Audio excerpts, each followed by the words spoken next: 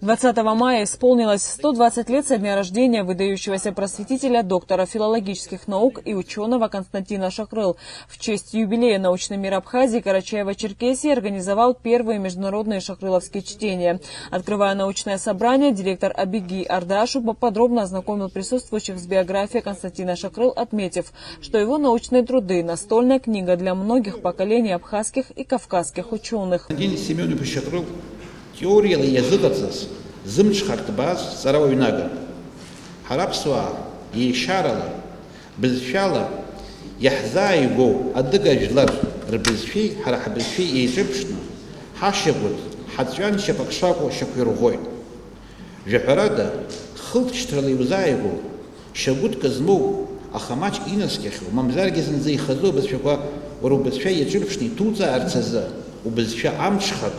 Алшараква, Алпарпараква, Рышак Гылаща, Рцурча, Раджяща Бзедзен и Удырвазаров. Константин Семелович Шакрыл сбезфя биез и цаулас, и хазхалас дервацка. Приветственный адрес по случаю открытия шакрыловских чтений от главы государства Рауля Хаджимба зачитал советник президента Владимир Зантария. В письме, в частности, говорится, что выдающаяся роль в национально-освободительном движении народа Абхазии принадлежит Константину Шакрыл. Политические документы, под которыми стоит подпись крупного представителя абхазской интеллигенции, являются по сути судьбоносными для нашего этноса и государства. Возвращаясь к его научному наследию, оценивая пройденный им путь, мы придаем новый импульс становлению и развитию нашей науки в целом.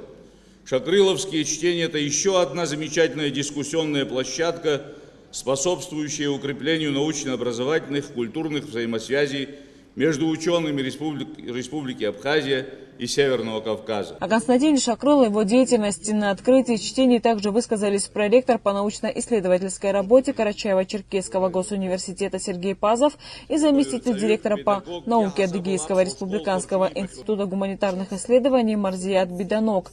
После официальной части открытия были представлены доклады о жизни и творчестве ученого. Кандидат филологических наук Василий Авицба представил работу «Константин Шакрыл. Гражданин и ученый». Уходящий 20 век дал немало ярких имен, внесших значительный вклад в различные отрасли духовной и культурной жизни абхазского народа. Особое место среди них по праву принадлежит патриарху абхазской филологии, видному лингвисту, кавказоведу Константину Семеновичу Шакрылу. Эти слова были написаны и произнесены вашим покорным слугой 20 лет тому назад на научной конференции, посвященной столетию со дня рождения Константина Семеновича. Признаться, говорил и писал я их больше по наитию, чем осознавая значимость созданного представителями этого поколения абхазской интеллигенции. Сейчас же я лучше представляю те исторические реалии и сущность реализованного им свершения. Об актуальных проблемах абхазо-адыгских языков в трудах Шакрыл рассказала доктор филологических наук Лили Хагба. По ее словам, начало научных изысканий филолога в этой области было заложено в 50-х годах, когда Шакрыл работал в Черкесском научно-исследовательском институте истории языка и литературы. В 1952 году в первом выпуске трудов этого института выходит статья Константина Семеновича «Соответствие русским предлогам в языках Западного Кавказа». Исследование ведется на материалах кабардино-черкесского, адыгейского, абазинского и абхазского языков.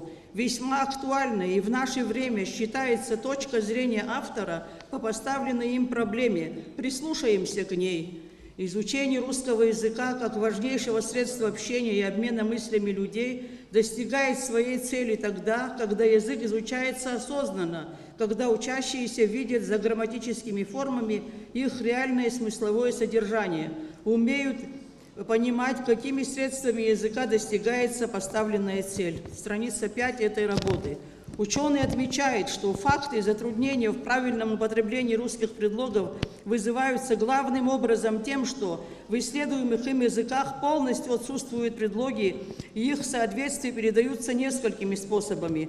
Наиболее доступной и простой формой передачи русских предлогов Константин Шакрыл считает именную и глагольно-префиксальную формы. Константин Шакрыл был не только блестящим ученым и филологом, но и патриотом и борцом за права абхазского народа. Доклад доктора исторических наук Аслан Авицбо повествует о письме в Центральный комитет Всесоюзной компартии большевиков, которое было написано Константином Шакрыл, Георгием Дзидзария и Багратом Шенкуба. Не боясь последствий, абхазские ученые и писатели в письме рассказали о бесчинствах Грузии в отношении абхазского народа. Был, безусловно, очень смелый шаг, даже шаг, граничившийся самопожертвованием, ибо та система, которая существовала, не позволяла, чтобы кто-то выступал против нее. Они не могли не понимать, что то, что делается из Тбилиси, возможно, делается с санкцией Москвы. Они-то писали письмо в Москву,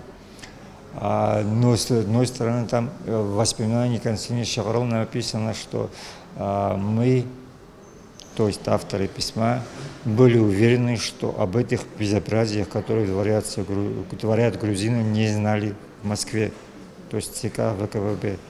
С одной стороны, они считали, что эти нарушения, которые здесь происходят сугубо по желанию, и их проводят в жизнь только грузинские деятели в Тбилиси и их ставленники в Сухуми. Но как показали дальнейшие события, это было не так. Все было согласовано и все, как я говорил, в рамках общесоюзной политики. Продолжили шакрыловские чтения научные сессии, работа которых продлится еще 2 дня. Анастасия Никонова, Рамо Камкия, Абаза ТВ.